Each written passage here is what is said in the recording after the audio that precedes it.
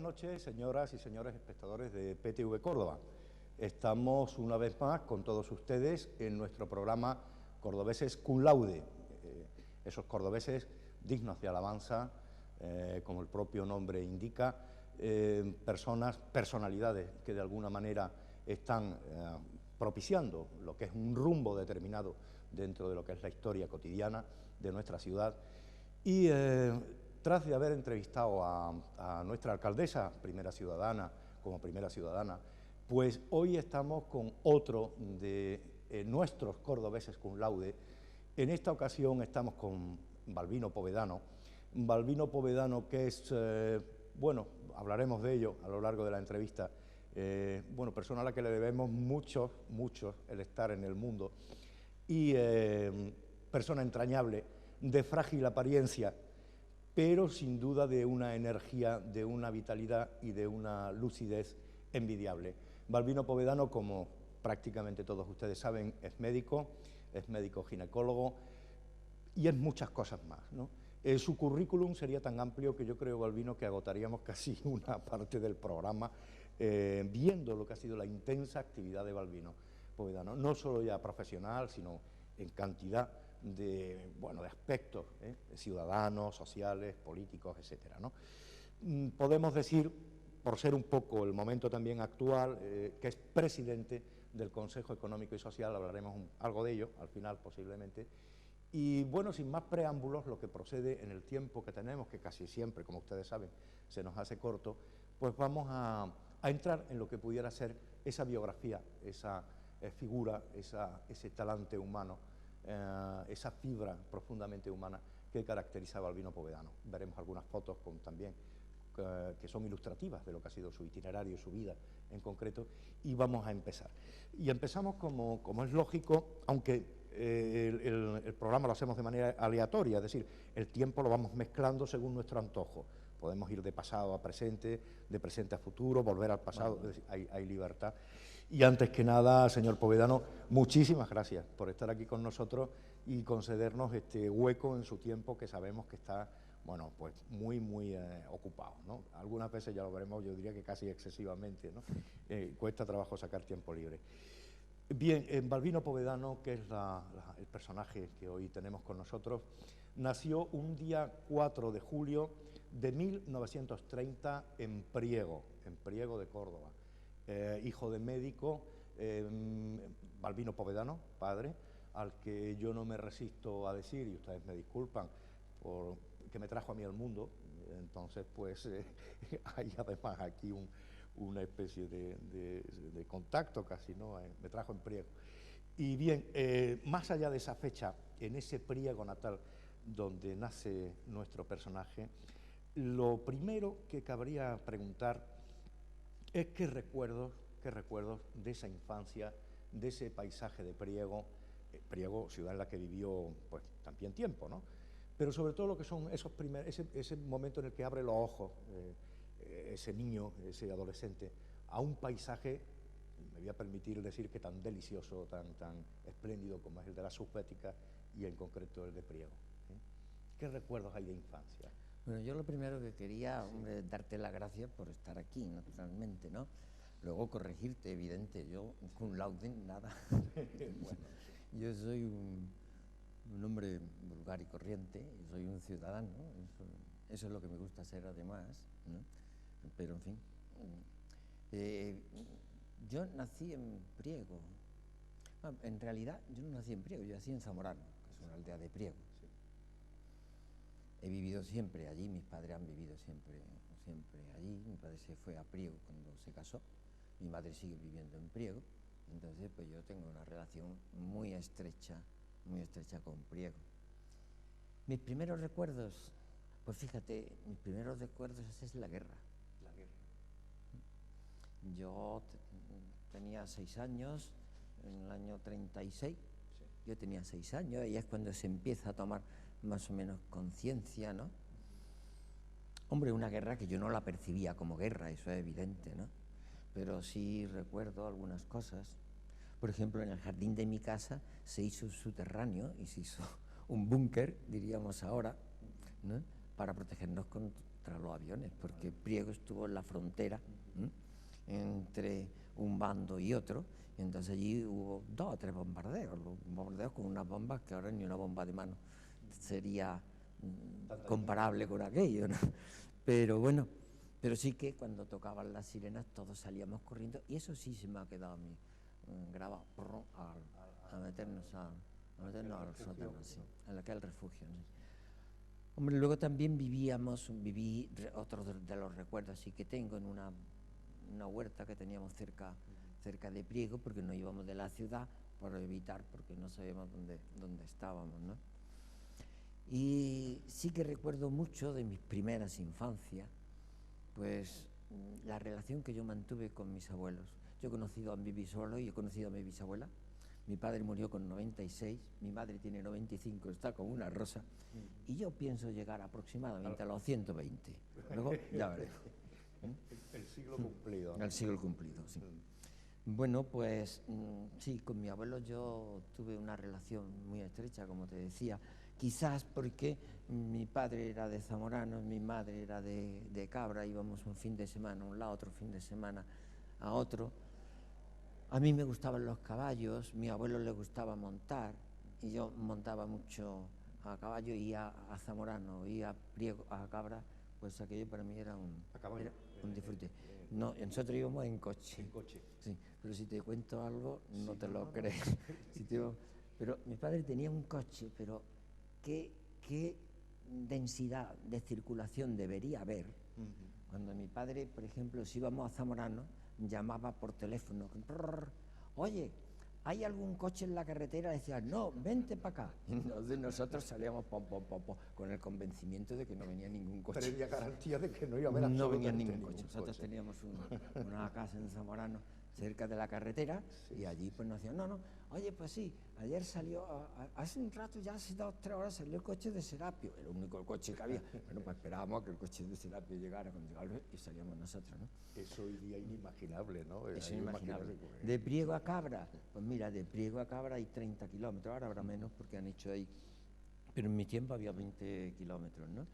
Mi madre nos ponía nuestro baberito, tal, nos montaba, y cuando íbamos a mitad de camino, nos parábamos, nos bajábamos y tomábamos una jícara de chocolate con pan, porque tardábamos 2 o 3 horas en hacer esos 30 kilómetros. En hacer esos 30 kilómetros, ¿no?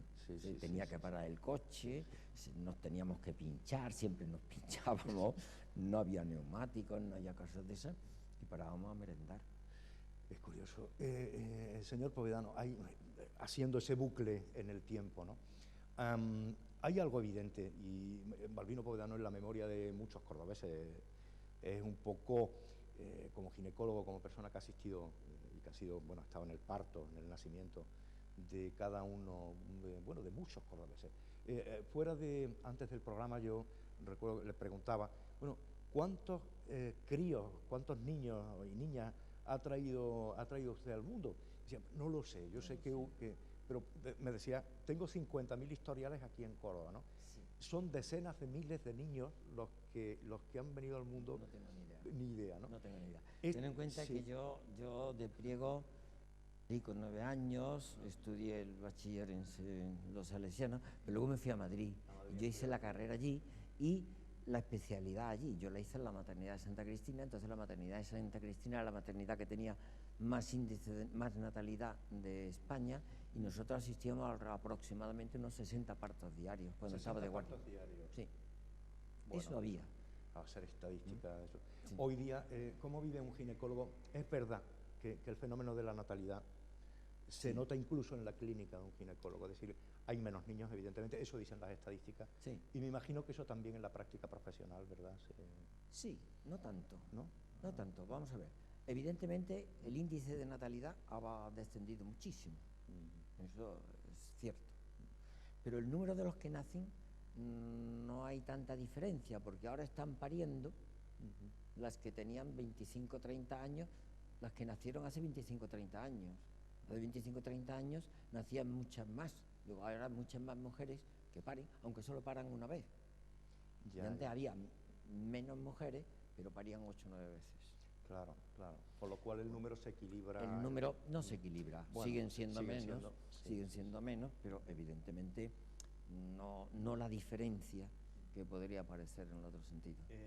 Traer una nueva criatura al mundo, que es bello y es importante, en definitiva, asistir a lo que es el nacimiento de la vida, debe ser una experiencia, es decir, necesariamente, creo, ¿no?, un ginecólogo, al estar tan en contacto con lo que es la vida, el nacimiento, algo ha tenido que pensar sobre lo que es la vida. A mí me gustaría saber, señor Povedano, ¿qué es para usted la vida? Bueno, vamos a ver. Si es que eso se puede, sí, en cuanto, sí, evidentemente nosotros tendríamos que hablar en dos planos, en un plano sentimental, el sentimiento del hombre no es solo sentimiento, es razón, fundamentalmente es razón. Bueno, a lo mejor no es fundamentalmente razón, ahora mismo en el posmodernismo se diría que el sentimiento juega un papel muy importante, pero yo soy viejo, ¿no? Sí, viejo, pero sí, pero no importa, porque yo pienso que cada edad tiene un momento de disfrutar, y soy viejo cronológicamente, biológicamente no lo tolero. Sí, además juega al tenis, sigue jugando al tenis todos los días. No, todos los días. Bueno, pero sigue. Que sigo jugando al tenis.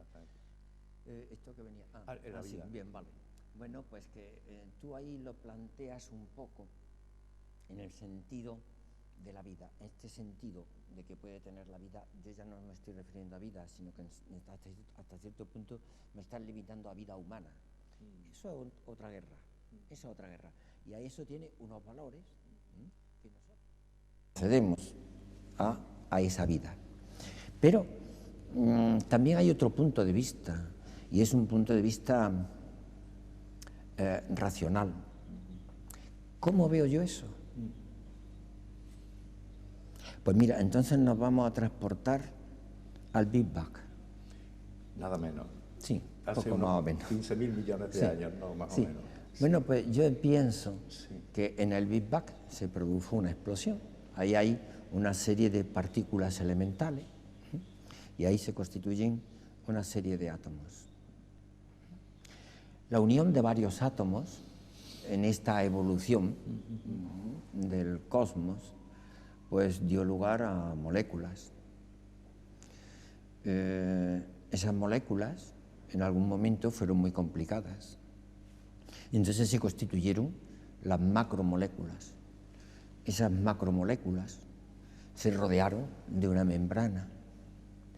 Y esas macromoléculas, que no son ni más ni menos que materia, empezaron a partirse, a dividirse. Ahí empieza la vida. En la división celular. En la división celular. Varias moléculas de esas se van uniendo y dan lugar a la ameba, van dando lugar a las distintas especies. Y llega un momento en que una estructura determinada de la materia constituye lo que nosotros llamamos hombre. Pero yo no creo... Muy en síntesis. Sí, muy en síntesis. Es decir, la vida se inicia con esa explosión primera, con esa explosión miles primera, de millones de años. Y entiendo que en el cosmos no existe más que materia. En todo caso somos materia pensante, quizá, o materia capaz de... Claro, es materia de la que emergen otras cualidades. Pero eso siempre es así. Por ejemplo, yo pongo, esto lo digo con mucha frecuencia y a lo mejor pues me repito, pero bueno, así lo veo. Si tú conoces un átomo de oxígeno, de sodio, por ejemplo, y un átomo de cloro, las propiedades del átomo de sodio las conoces, las propiedades del átomo de cloro las conoces, pero no eres capaz de deducir las propiedades que surgen de la estructura que resulta de formar el cloruro sódico. La sal. La sal. La sal. Entonces tú no eres capaz de deducir eso. Pues yo pienso que la materia, estructurada de una manera determinada, de esa materia emergen unas cualidades que son las que nosotros llamamos humanas. Y ahí surge... Lo que pasa es que el hombre ha evolucionado. Yo creo que en la evolución hay varios momentos fundamentales. El Big Bang es un momento fundamental. La aparición de la vida es otro momento fundamental. La aparición del hombre Bueno, en los primeros llega un momento en que eso va evolucionando, del australopiteco, todo lo que tú quieras, pero en fin, hasta donde sea, hasta que hay otro momento fundamental cuando aparece el lenguaje. Cuando aparece el lenguaje hay un cambio radical. Entonces, lo que hasta entonces se ha estado retransmitiendo por genes, por materia puramente tal, con la aparición del lenguaje se transmite información. Y entonces aquí ya aparecen dos tipos de evolución. Una evolución puramente material, biológica, y una evolución cultural. Que ya no tiene sustrato material, pero que emerge de la materia. Sí. Es decir, la materia está en la base. La materia, las neuronas, la mente, tejido. muchos profesores, médicos, lo que sea, pues te hablan de dos temas, ¿no?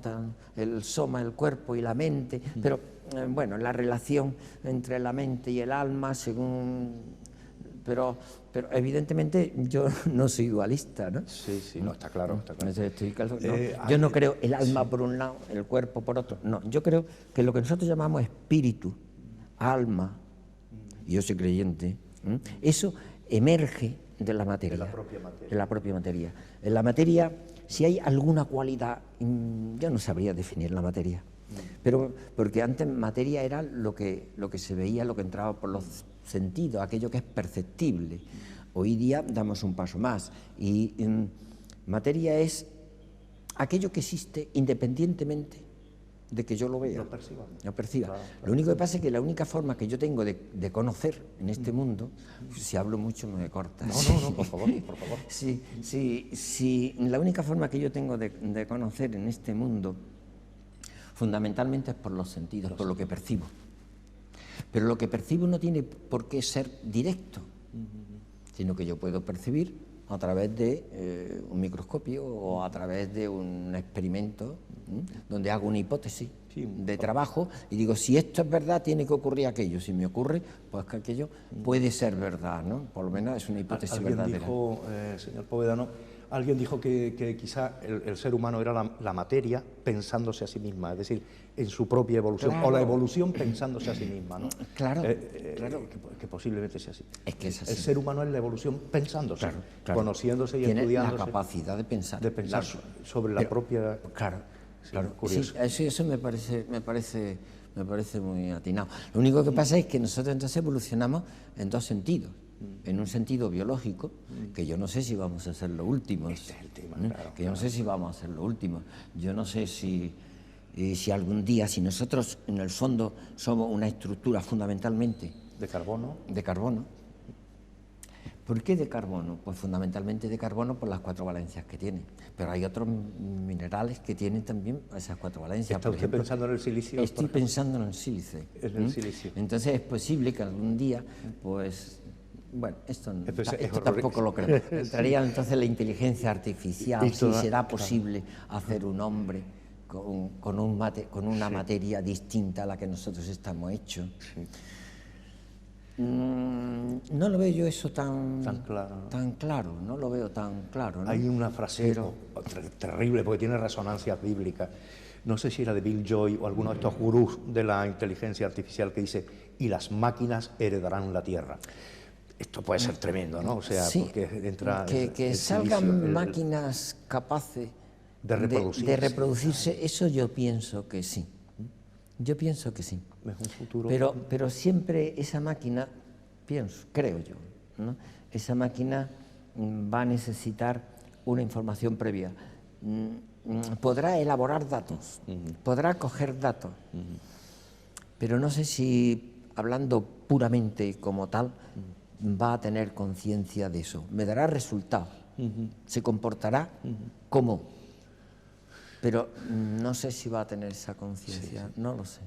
Balbino, volviendo a nuestra historia, no hemos ido. Estudió los salesianos, es decir, sus primeros estudios son en el Colegio de los Salesianos, y hay unos primeros recuerdos en los que, conozco una imagen bellísima además, ¿no?, en la que está en el laboratorio con su padre.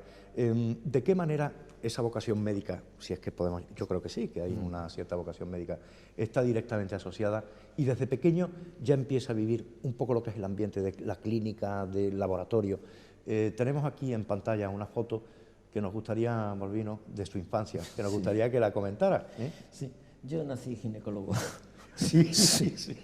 Yo nací ginecólogo, no sé por qué, porque mi padre no era ginecólogo, mi padre era pediatra. Pediatra. Sí, mi padre era pediatra.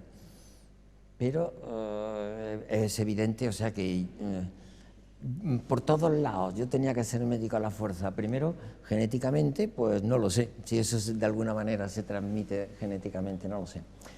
Pero si se transmite, pues lo tenía, primero. Y segundo, el ambiente de mi casa pues era un ambiente de medicina. Mi padre era un profesional que lo quería muchísimo la gente. Mi padre tiene calles en todos los pueblos de alrededor y era un médico como eran entonces. La relación médico-enfermo ha cambiado mucho. Antes había una relación... Bueno, uno de mis problemas, ¿sabes? Porque me voy de un salto para otro, pero bueno, tú me cortas cuando quieras. Sí, la relación antes era médico-enfermo, era una relación paternalista. El médico decía lo que había que hacer y yo la imagen que tengo de mi padre, pues era médico, creo que era un buen médico, pero también era, si no confesor, sí asesor de todo.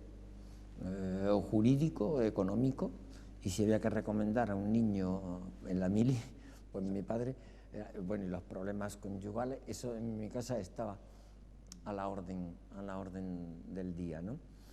Entonces, pues yo creo que a la fuerza tenía que ser médico, genéticamente o lo que tenga por ahí, por eso, pero luego el ambiente de mi casa era un ambiente puramente de eso. Aquí tenemos una foto de familia en la que ¿sí? El señor Povedano es usted junto a su abuelo, me parece que es, sí, ¿no? Que está ahí, sí, el chico más alto que hay con corbata, ese es usted, ¿no? Yo, y esa es esa época de familia, ¿no? Sí, la que estamos narrando. Sí. Esto es en un patio en la casa. Es el patio de la casa de mi abuelo. Sí. Yo es que con mi abuelo siempre tuve una relación muy estrecha, sí. Muy estrecha. Esos somos todos los primos de ese abuelo, porque yo he conocido a todos. Luego, Balbino, llega el momento, uno ha hecho ya esos estudios en los salesianos, llega el momento en que uno, pues lógicamente, emprende lo que son sus estudios universitarios, que como nos dice, pues casi iba, estaban encantados, ¿no? Medicina. Y hace medicina en Madrid, llega a la Universidad de Madrid, descubre Madrid en esos años. Y bueno, independientemente de la vocación médica, lo que es el contacto con los estudios de medicina, ¿cómo abre los ojos Balbino Povedano a esa macro ciudad, a esa universidad, la Complutense, me imagino, ¿no? Entonces, ¿qué hace allí un estudiante como Balbino Povedano? Hacíamos de todo. Estudiar, pero aparte de eso, de todo. Y, hombre, yo recibí aquello, eran unos tiempos en que había maestros, yo no digo que ahora no lo haya, pero la fuerza que tenía entonces un profesor, quizá no la tiene nunca. Hombre, yo tuve muchos maestros que siguen teniendo un valor, una vigencia, ¿no? Pues tú tienes, pues, por ejemplo, don Gregorio Marañón. Marañón. Jiménez Díaz. Esos fueron maestros míos. Enrique de Salamanca, Gay Prieto. Gay Prieto era el catedrático de piel, era un hombre un poquito apartado desde la política, dentro de lo que en aquellos tiempos se podía lo poquito que se podía. ¿De qué años estamos hablando, Balbino? Pues yo qué sé, pues mira, yo nací en el 30... 50... Sí, no, 50 y poco. 50 y...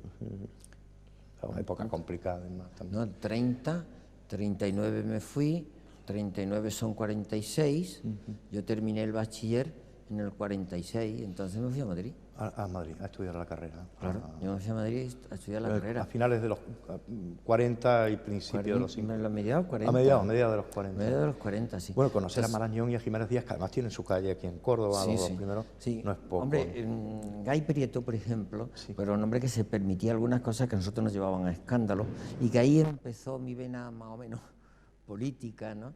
Porque ese hombre no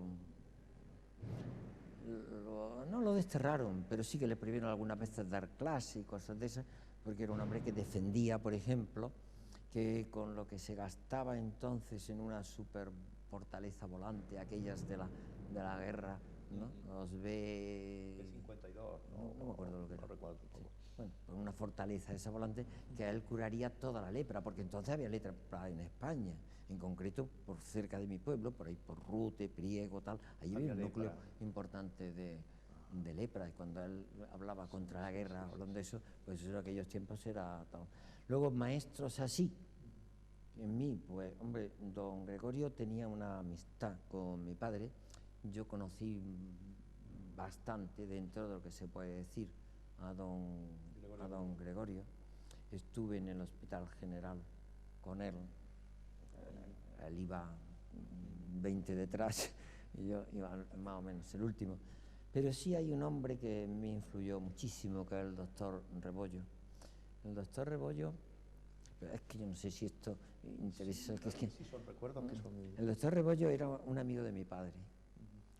Mi padre estudió en Madrid la carrera y tenía un amigo que era Rebollo. Rebollo fue el jefe de la maternidad de Santa Cristina como tocólogo, pero siguió manteniendo hasta que murieron los dos una amistad tan estrecha que yo, hasta no muy mayor, no me enteré que no era tío mío. Que lo daba ya como un miembro de la familia. Sí, el tío Ramón, el tío Ramón, porque a él le cogió la guerra en Alemania, haciendo la especialidad, y su mujer se vino a mi casa.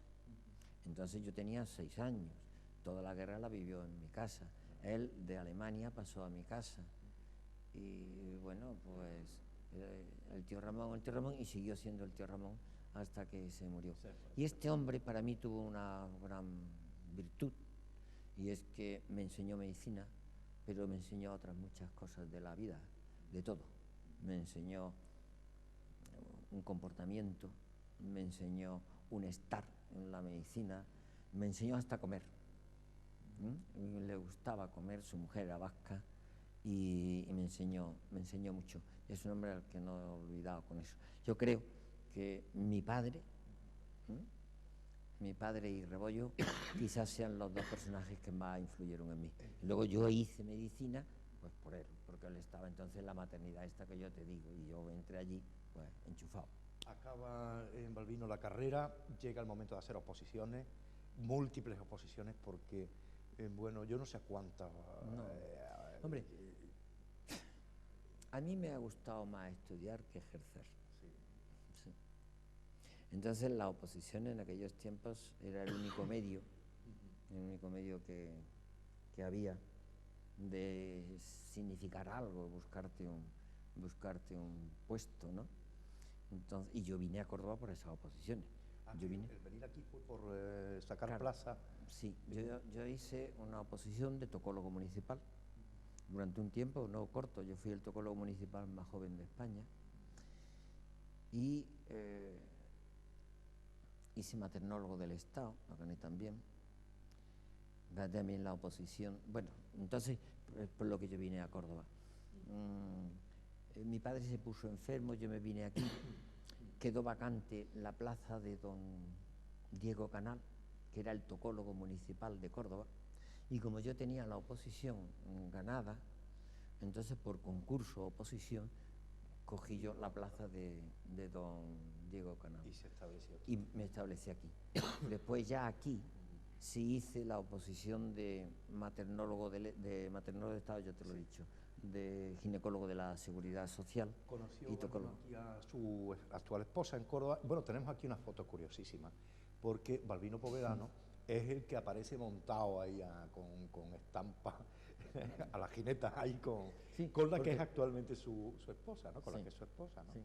Y bueno, yo no sabíamos nada de esa afición y de esa A mí me gustan los de esa caballos. gallardía, ¿no? A mí me gustan los caballos. Los caballos, ¿no? Sí, a mí me gustan los caballos. Yo cuando era chico pues montaba caballo, participaba en concursos y cosas de esas y tal, me gustaba. Y bueno, pero claro, desde que me fui a Madrid, lo que pasa es que son muy chicos, porque piensa que yo me fui de mi casa con 9 años. Con 9 años. Interno a Utrera. ¿A Utrera? Claro, Instituto el de colegio Utrera, de los salesianos. Al colegio salesiano. Sí. De allí me fui a Madrid. En Madrid hice 7 años de carrera, 6 de especialidad. Y luego me vine aquí, entonces pues eso era más o menos ya montar a caballo, solo montaba en verano, una cosa así, pero la feria tal. Y eso pues sí, pero entonces yo no era novio de mi mujer, lo que pasa es que mi mujer era amiga de una hermana mía. Luego nosotros salimos poco tiempo, pero yo luego me fui a Madrid, luego sí volví y nos casamos enseguida. Cuando yo ya vine a Córdoba aquí a establecer, entonces yo había estado saliendo con ella, pero luego yo llevaba 3 o 4 años que no la veía. En Córdoba, y ya en Córdoba, y como cordobés, y es una pregunta que bueno, hacemos, se la hicimos a la alcaldesa, la vamos a hacer lógicamente. ¿Cómo siente Balbino Povedano, que ya lleva unos años aquí en Córdoba, cómo vive Córdoba? Córdoba, que es una ciudad, estamos aquí en el Hotel El Conquistador sobre las ruinas, los restos arqueológicos, mejor, del siglo XI, que esto inteligentemente recuperados e integrados, y esto es un privilegio. Córdoba algunas veces pensamos que quizá corre el riesgo, por tener tanto pasado, de enamorarse de sí misma, de su pasado, y de caer en la más absoluta decadencia desde el punto de vista de futuro. Córdoba es una ciudad enamorada de su propia decadencia, es una ciudad viva.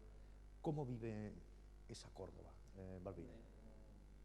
No lo sé, la verdad es que cuando yo vine a Córdoba, yo creo que sí era una ciudad relativamente muerta, aunque hubo unos momentos, que cuando surge el Juan 23 y tal, entonces ahí sí que hubo unos movimientos importantes. Estaba el Cine Club del Círculo, el Senda estaba las conversaciones aquellas de teatro que se celebraron en el Círculo, tal. Yo creo que ahí había las juventudes musicales, ahí había un cierto movimiento, pero yo creo que esto va a parecer mentira, no me van a creer, pero yo pienso que Córdoba ha tenido 2 momentos fundamentales, los Omeyas, y ahora. Yo creo que sí. Yo creo que sí. Pero los Omeyas lo conocemos, es decir, fue una etapa. Sí, ¿Y sí. ahora por qué? Hombre, el cambio que ha cambiado Córdoba, yo creo que esto no ha tenido lugar en su historia nunca, ¿no? Pienso. Y me consta una cosa que sí estoy muy de acuerdo contigo cuando dices lo que ha pesado. Yo creo que la historia de Córdoba le ha pesado, pero quizás no hemos sabido. Dice por ahí alguien, a los muertos no es conservar sus cenizas. Honrar a los muertos es que lo que ellos tuvieron, nos transmitieron, seamos capaces de continuar con la antorcha. Entonces, a mí me da la impresión de que ahora Córdoba está despertando. Oye, no, tenemos esta tradición, pero esa tradición lo que nos debe llenar es de una responsabilidad. Es que tenemos que ser responsables ante esto para que Córdoba siga siendo alguien que diga algo en el mundo. Entonces, la transformación urbanística que Córdoba ha recibido ahora, yo creo que eso nos ha dado una historia. Cuando yo vine aquí a Córdoba, Córdoba era 3 ciudades, estaba la sierra, que tampoco era ciudad, que era una sola de veraneo, estaba el centro, con su salida de Villazul, el cortado del puente, ¿no? El casco histórico, lo que es ahora mismo el centro, y la margen izquierda del Guadalquivir, que tampoco contaba. Ahora, hombre, se ha ensamblado la ciudad. Yo creo que lo de Renfe es muy importante, lo del Río es muy importante, pero luego ha habido una recuperación Yo creo que Córdoba ha tenido un problema, y ha sido la falta de energía para ir evolucionando, pero ha tenido una virtud, y es que ahora tiene una virtud, en el sentido que se ha dado cuenta de dónde está. y está solucionando los problemas ancestrales que tiene Córdoba, los está solucionando con un criterio coherente y con un criterio equilibrado, ¿no? Igual, muchas veces cuando una ciudad sufre progresos en distintos momentos históricos, pues tienes una cosa, luego otra de otra forma, o luego otra distinta. Ahora no, ahora todo está surgiendo a la vez, entonces hay una transformación uniforme, no me gusta la palabra uniforme, pero bueno. Con cierta armonía. Con cierta armonía, más eso es mejor, sí. Una transformación urbana, armónica. Y es una belleza armónica. ¿Qué pasa? Pues mira, a mí lo que me da miedo es que esto sea un momento determinado más impulsado desde unas infraestructuras, desde una acción política, que de la sociedad civil. Un compromiso de cada ciudadano. Yo creo que la sociedad civil de Córdoba tiene que responder a este reto que tenemos, porque, claro, el tema de las infraestructuras y todo eso, esto tiene un límite y ya mismo se nos acaba. Claro. Ahora hemos recuperado las caballerizas, los baños califales. Los baños califales, pero ¿y qué me dices de los cuarteles? El cuartel de Lepanto, y que eso es lo que hay que ver, las cocinas de las esas igual, el cuartel de artillería igual. Eso no se da.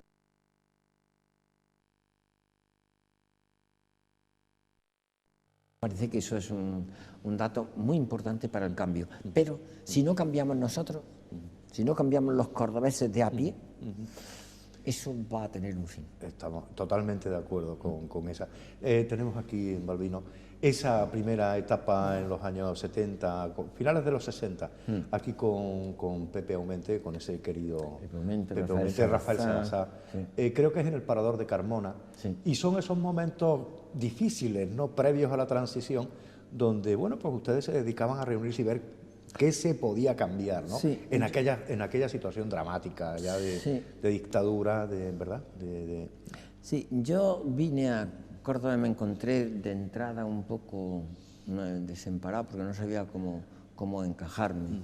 Yo en Madrid tenía un grupo, como todas las cosas esas de jóvenes, ¿no?, que le llamábamos el Parnaso. Muy literario. Sí, claro, una cosa así, ¿no? Sí. Entonces, pues leíamos poesías, oíamos música, había unos pintores, había unos arquitectos, tal, ¿no? Bueno, pues cuando vine a Córdoba me encontré un poquito así descolocado. Pero enseguida encontré un grupo, y me fui metiendo en ese grupo y en realidad es donde yo he madurado y quizás de todas las etapas de mi vida, pues es donde yo me encuentro más a gusto, dejando aparte las etapas familiares, pero las partes sociales, con ese grupo es con el que me he encontrado y más me he identificado, y creo que con más madurez. Todo eso, éramos varios grupos. Yo aquí tenía amistad con un grupo de mi pueblo, y entonces pues nos reuníamos. Íbamos a los conciertos de las juventudes musicales, se celebraban en el Círculo, allí vino Rosalín Touré, aquí mucha gente importante, ¿no? Y yo creo que nos unió la Pachen Interri. La Pachen Interri, la encíclica del Papa Juan XXIII. Cuando el Papa publicó Juan XXIII la Pachen Interri, pues aquí había distintos grupos que cada uno hacía la guerra por su cuenta. Entonces se celebraron unas conferencias sobre la Pachen Interri yo no sé si tú te acordarías de eso. La calle Málaga, esta casa así, ¿no? Y no desemboca en la calle Gondomar. A través de una callejita pequeñita que hay. En esa esquina, ahí había una sucursal de la Caja Provincial o de la Caja o del Monte. Y ahí se celebraron las conferencias sobre la Pachen Interri. Y ahí coincidimos varios grupos. Estaba un grupo que procedía de la OAC, Sí. otro grupo que procedía del Instituto Nacional de Previsión, el INE. Ahí estaba Antonio Zurita, estaba Fernando Álvarez, ahí estaba, toda esta gente procedía de ahí. El grupo de estos, la OAC, ¿no? Luego estaba el grupo de Rafael Sarazá, el grupo de Pepe Aumente y el grupo mío, que estaba Luis Valverde, Salvador Ginares y yo fundamentalmente. Ahí, entonces, pues nos conocimos, vimos que pensábamos todos lo mismo. Había aquí el padre Molina, que era un jesuita. Oye, ¿y por qué no hacemos un círculo cultural tal o cual, ¿no? Y surgió el Juan 23. Y surgió el Juan 23. Que importantísimo en la historia. historia. Entonces el primer presidente fue Luis Valverde, Sí. segundo me parece que fue Rafael Sarza y el tercero fui yo. Fue una etapa, es verdad, porque coincidió, no recuerdo quién era el presidente del Círculo de la Amistad, pues estuvo Ramírez de Vergé, pero también hubo otro... No, esto es anterior. Esto es anterior. No recuerdo, pero sí que hubo una etapa importante, lo del Círculo, que estaba Rafael Teraos también con el tema de arte, se hicieron exposiciones muy atrevidas para aquella época, el tema de música, el tema de Cine Club, que el veíamos Cine Club películas que no se podían ver ni en Sevilla. Sí. Y fue una etapa curiosa en Córdoba. Sí. Bueno, hay una cosa que ha mencionado Balbino, conciertos, ese Parnaso, bueno, grupo de amigos y tal. Detrás de eso, evidentemente, hay una vocación también por la cultura. Considero que, bueno, Balbino Povedano yo sé que es persona de la cultura también, amante de libros, amante de... En ese campo, por ejemplo, partiendo de la base del poco tiempo libre, ¿no?, que tenemos, pero ¿qué lecturas son las que más le han marcado y las que hoy por hoy, más allá de las estrictamente profesionales, ¿no?, están realizando? Yo generalmente no leo más que ensayo o filosofía normalmente. Ensayo o filosofía. Ensayo o filosofía. ¿Y qué pensador es el que más ha podido...? Bueno, es que yo creo que la vida de un hombre se va marcando, va evolucionando constantemente, ¿no? Y yo empecé en los clásicos y ahora pues estoy en la gente de ahora. La gente de ahora. Hubo unos cuantos, ¿no? Unos cuantos, aparte de Voltaire o tal o cual, pero bueno, hubo algunos... Pero Voltaire no se puede ser toda la vida, ¿eh? Eso, no se puede ser, pero bueno, Rousseau, Voltaire, todas esas cosas yo creo que es gente importante, pero ya así de ahora, yo creo que Bertrand Russell, por ejemplo, para mí significó algo, y aparte de Marcuse y Erich Fromm, Lukács, toda esta gente pues significaron algo, ¿no? Ahora, pues, no sé, Dahrendorf, por ejemplo, yo lo leo, Mario Bunge desde el punto de vista del materialismo, de este materialismo, repitiendo que soy creyente. ¿Eso cómo se come? Pues, se come.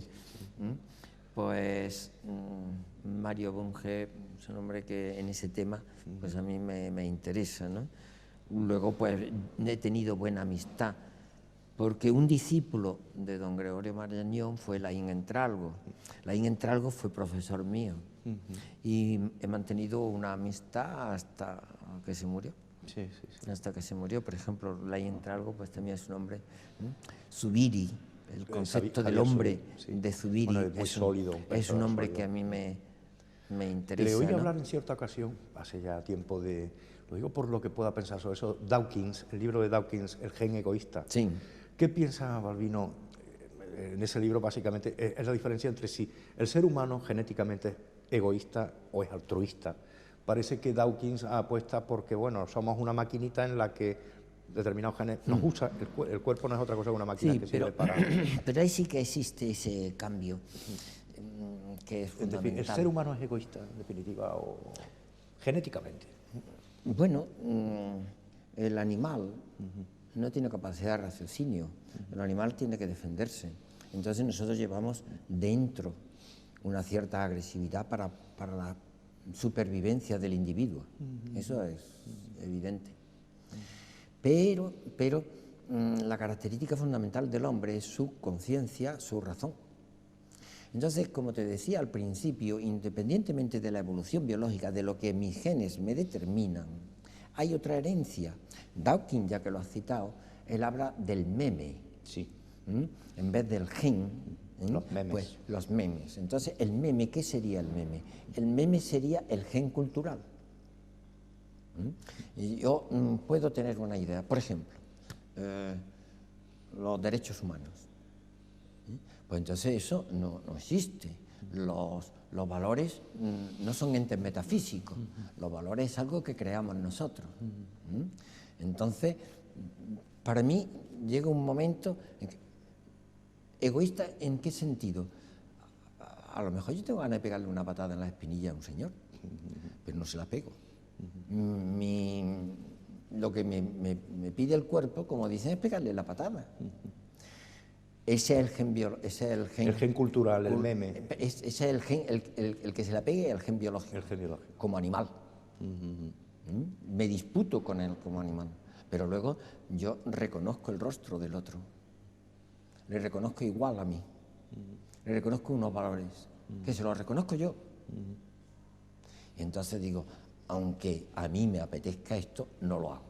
Y entramos ya en una conducta Entramos cultural. en una conducta que es distinta. Porque los valores serían ese meme. Si yo te comunico, si a mí se me ocurre esa idea, que sería una mutación del gen cultural de un valor, y te la comunico, y tú la vas comunicando, pues entonces hay una transmisión, y ya tus hijos reciben esa herencia, que ese es el meme cultural. La idea de Dios, por ejemplo, es un meme fortísimo, ¿no? Casi va con la civilización. ¿Por qué creo yo?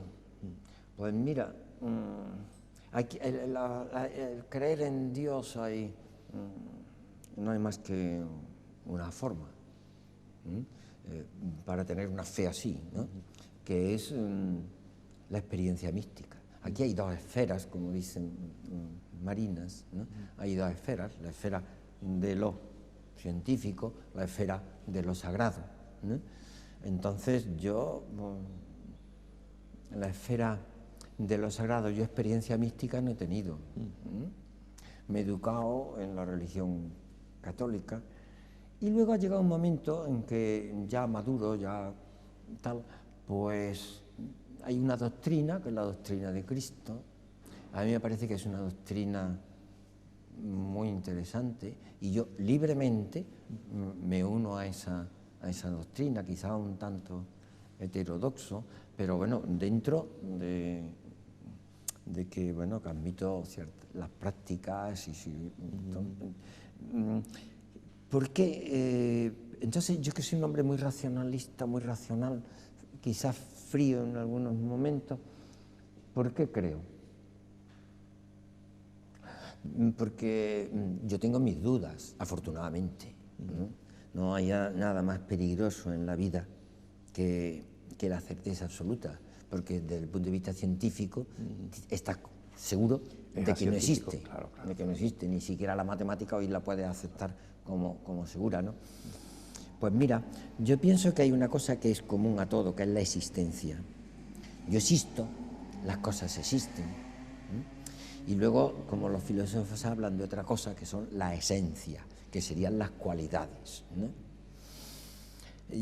Si yo sigo esa evolución que te decía hasta el Big Bang y antes del Big Bang, pues yo de momento pues no lo sé. Yo tengo que admitir en un momento que no me parece muy lógico que de la nada salga algo. Algo, claro. Tendría que admitir una materia eterna, pues no, pues admito un Dios que está ahí, que no sé exactamente cómo es, ¿no? Que me gusta poderle llamar padre, que los valores que yo ahora mismo veo de fraternidad, porque esto también sería muy interesante. Evidentemente yo procedo del modernismo, entonces la Revolución Francesa para mí es un hito muy importante, ¿no? Y yo creo que el liberalismo en el siglo XIX pues consiguió el siglo XVIII, XIX, en fin, pues ahí consiguió algo, que es la libertad. El siglo XX ha sido el siglo de la igualdad. Yo espero que el siglo XXI sea el siglo de la fraternidad. Ojalá. Yo creo que los aires de momento no son demasiado yo creo que propicios, sí, yo creo que bueno. sí. Cualquier tiempo, el tiempo, nosotros somos mucho peores que... Sí, bueno, nosotros somos mucho peores que nuestros hijos. Sí. Hablando de hijos, bueno, hay una foto entrañable, que es esta foto, bueno, está ahí en Balbino Povedano con su nieta, ¿no? Sí. En la foto, 12 nietos, ¿eh? 2 nietos. 12 nietos. Sí. A mí esta foto, yo creo que el valor es que es una imagen de una... Él dice que es racionalista, frío, tal. Bueno, y hay una profunda ternura, ¿no? En esa foto, hombre, evidentemente noble. Uno puede ser frío hasta ciertas cosas. Sí, es que yo no lo tengo. Ya con eso, claro. Con unos nietos o tal, eso no se puede ser frío. No, pero digo porque es que esa imagen, esa foto en concreto, es que es deliciosa, ¿no? Hemos hablado de literatura. ¿La música también es importante en la vida de Balbino Povedano? Hombre, yo creo que sí, la música de todas las artes es la más abstracta. Entonces, a mí la física, que no sé, las matemáticas, que sé menos, y la música, que tampoco sé mucho, son cosas que me interesan muchísimo. Me interesa muchísimo, sí. ¿En las aficiones musicales, Balbino, por dónde van? Hombre, hay un maestro, yo creo que eso es de todo, y ahora mismo está así, posiblemente no. Yo pasé por Beethoven y tal, sí. Después Bach, ahora mismo, pues el que... Vale, que parece el padre. Y además hay belleza matemática en Bach, en la música de Bach. Es posible, ¿verdad? Sí, es posible. Sin embargo, a mí la música moderna me gusta. Sí, me gusta. Y lo mismo que me gusta la pintura también me gusta mucho. Y quizás sea más fuerte en mí la pintura que la música, lo que entienda, ¿no? Lo que entienda. Y la pintura actual me gusta mucho, el constructivismo me gusta. Hombre, probablemente mentira, como pasa todas las cosas, uno no es ni mejor ni peor, depende mucho de dónde esté y tal. Mi hermano pinta y es pintor y pinta, y pinta constructivista, entonces yo esa corriente... Y aquí tenemos el equipo 57 nada menos. Tenemos el equipo 57. Claro. Sí. Con los cuales me imagino que le una amistad también con Juan Serrano, todos esos cuentes, sí. Muy bien. Una pregunta, una curiosidad, Balbino, que yo no sé hasta qué punto tiene sentido, porque claro, si, como decía antes, yo es que nací médico, y bueno, yo nací además... Sí, no tenía más remedio. De no haber sido médico, cosa que a lo mejor es impensable para Balbino Povedano, pero bueno, ¿qué le hubiera gustado ser o qué otra cosa? Pues no lo sé, creo que nada. Creo que no me hubiera gustado nada por una razón.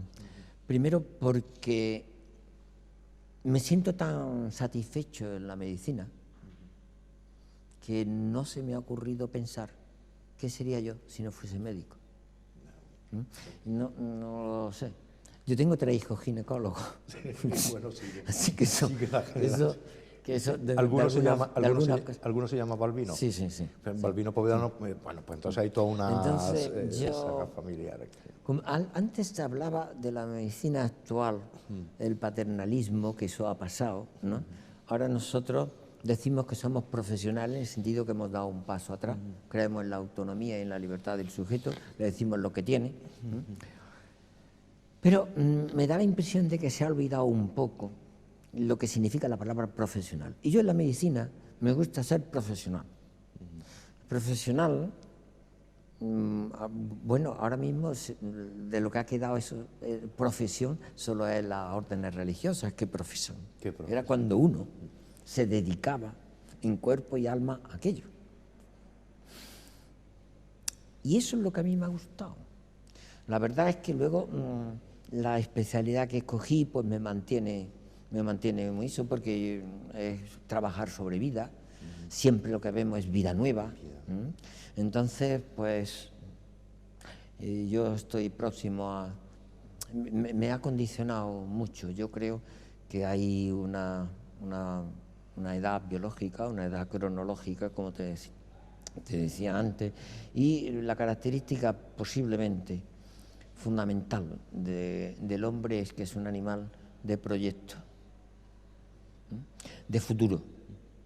Entonces, nosotros somos capaces, en todos los sentidos, en la ciencia igual, nosotros hacemos una hipótesis porque de algo que todavía no es realidad, pero que luego lo hacemos real. ¿La inmortalidad como hipótesis sería contemplable? Yo pienso que es posible. Que es posible, que el ser humano consiga la inmortalidad. Sí, sí, esto te va a escandalizar, vamos, te va a escandalizar, no te va a decir, pero bueno, es que algunas veces hay cosas que yo no sé si luego eso serán o no serán, pero por ejemplo, lo que no cabe duda es que ya están identificados 2 genes en un gusano, los genetistas de la Universidad de Dallas, trabajando sobre un gusano que se llama el Vermis elegans, y han identificado 2 genes que llaman el Thanatos 1 y el Thanatos 2. Si ellos inhiben el Thanatos 1, el gusano vive un 50% más, y si inhiben el Thanatos 2, el gusano vive casi un 70% más de tiempo. Se están dando pasos. Hay cosas que no nos damos cuenta, porque ahora mismo uno ve esto, y yo hace un rato te dije que iba a vivir 120 años, y me miraste así diciendo, bueno, una butaca, ¿no? Sí, pero tú vas a vivir. El término medio de vida en España en el año 1900, en la mujer, era 32 años. En el año 1900. 32 años. Ahora son 84. ¿Cuánto ha vivido esa mujer más? Claro, claro.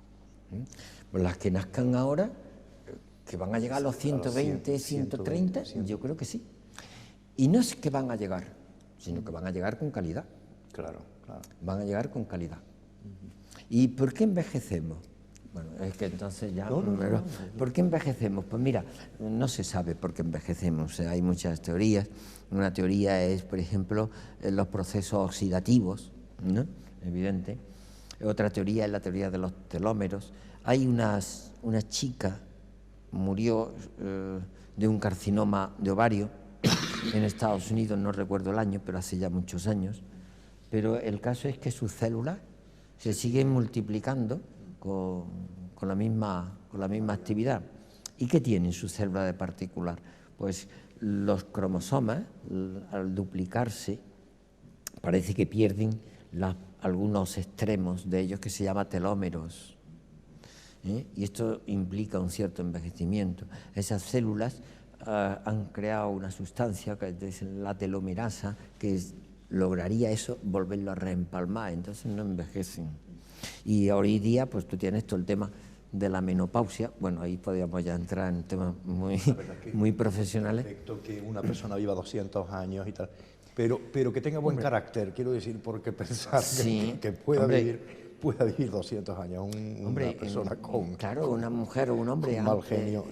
Antes, con 50 años, era una vieja, y un hombre pues igual, ¿no? Y ahora mismo pues no. Entonces no solo estamos prolongando la vida, sino que estamos prolongando la vida con buena calidad, Sí, una de las cosas, aparte del compromiso profesional, es lógico que Balbino Povedano ha mantenido a lo largo de toda su vida y sigue manteniendo, y seguirá manteniendo hasta en un futuro. Hasta los 120, tal. No, Entonces ya veremos. Es también hay un compromiso social, y ese compromiso social ahora, entre otras cosas, queda puesto de manifiesto en lo que es la presidencia del Consejo Económico y Social, ¿no? A este respecto, Balbino, ¿qué cosas se están haciendo? ¿Qué impresión tiene de su propio trabajo y del Consejo? Yo fui al Consejo Económico y Social con mucha ilusión, porque creía que era un sitio, bueno, creía y me ha servido, por ser un sitio de intercultural, multidisciplinar, porque allí parte gente de sindicatos, de empresarios, de instituciones, de profesionales. Entonces, pues ahí hay un encuentro tal, y entonces eso es interesante. Si me preguntas qué se ha hecho, pues mira, lo que se ha hecho fundamentalmente ha sido un estudio socioeconómico de Córdoba, que no había. Se ha publicado ya el número 0, ahora estará a punto de salir el número 1, Y esto ha llevado mucho trabajo, es un tocho gordo, y yo estoy contento con ese estudio. Ahora, dentro de unos días, espero, bueno, esto no lo sé porque yo tengo un consejo el próximo día, mañana, sí, consejo, un pleno del consejo para proponer yo una propuesta que me parece que pues muy interesante, y que se va a hacer un estudio de calidad de vida en Andalucía. Entonces nosotros vamos a ampliar ese estudio y creo, porque el estudio el consejo es socioeconómico, los estudios que se han hecho son más económicos, pero a mí me parece que es muy interesante el tema social, y ese estudio va a llevar un complemento social, que luego si se unen los dos yo creo que va a salir algo serio. Luego el resto de las cosas que hacemos pues son lo que demanda, ¿no? Evacuar informes de lo que el ayuntamiento nos solicita, los presupuestos. La labor que ustedes, quiero decir, esos informes luego, aunque creo que tiene una función consultiva el Consejo, no pero supongo que esa opinión pesa, ¿no? Pesa. Además, a mí me parece que el Consejo Económico Social es un órgano muy interesante. Un problema actual es el problema de la democracia. Entonces, ¿cómo definiría yo la democracia? Yo creo que la democracia tiene tres características fundamentales, ¿no? Que sería Karl Popper, que también es un hombre que conmigo ha influido bastante. Sí. La sociedad abierta, ¿no? Sí, pues Karl Popper dice que la democracia es el único sistema que es capaz de cambiar el gobierno sin causar víctimas.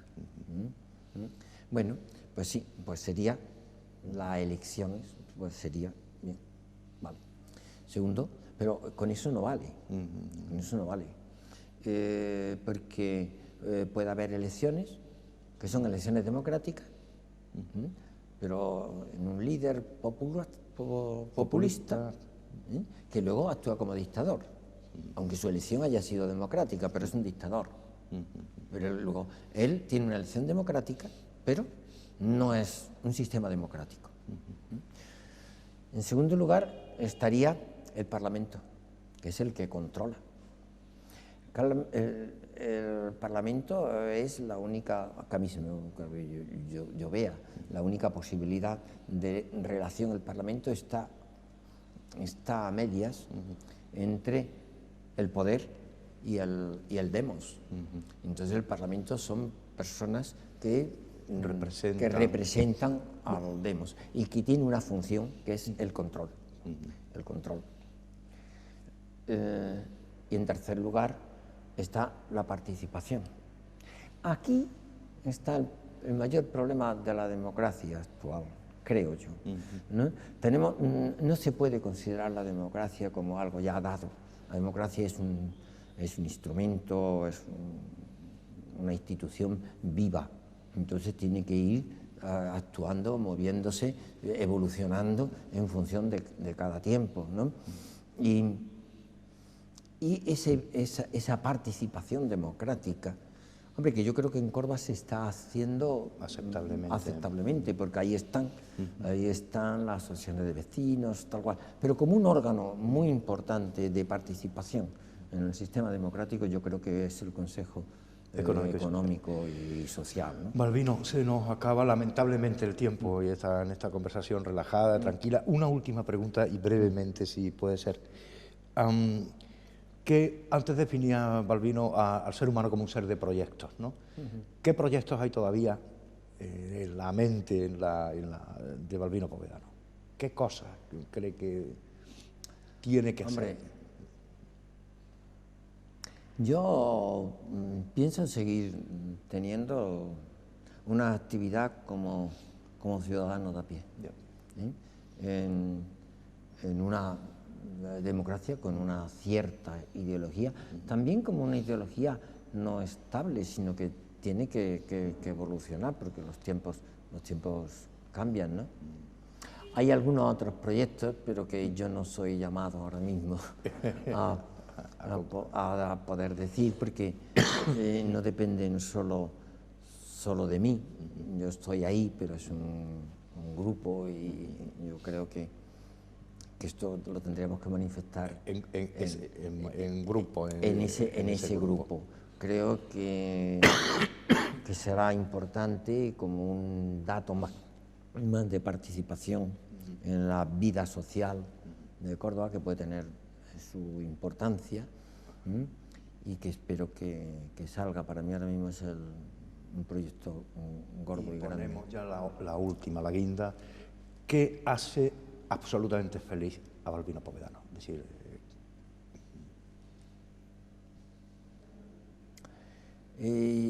yo no sé qué me hace feliz. Generalmente se dice que es muy difícil ser feliz.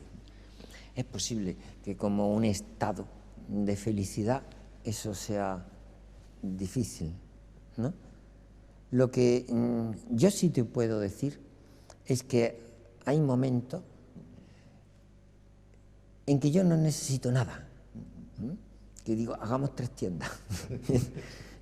Y eso lo siento, y lo siento en muchas cosas. Lo puedo sentir en un concierto, lo puedo sentir viendo de esto, lo puedo sentir. A mí la medicina me gusta mucho, lo puedo sentir con la medicina, y evidentemente la comunicación con una persona, si estamos charlando, mira, yo hoy lo estoy pasando bien. Estoy pasando bien. Entonces, a mí eso me seduce mucho. Y si luego esa persona ya es mi mujer, pues entonces apaga y vámonos. Muy bien, bueno, pues terminamos aquí. Ha sido un placer, Balbino, estar conversando este rato de verdad delicioso. Y por nuestra parte, bueno, hemos querido que fundamentalmente, bueno, totalmente gracias a él, ¿no? Conocer ese perfil humano, esa faceta profesional, de recuerdos, sentimientos, opiniones, de práctica cotidiana, del trabajo, de ese cordobés entrañable, ese cordobés notable, aunque él no lo quiera reconocer así, que es Balbino Povedano. Por nuestra parte, señores, nos despedimos hasta el próximo programa, como siempre, deseándoles muy buenas noches.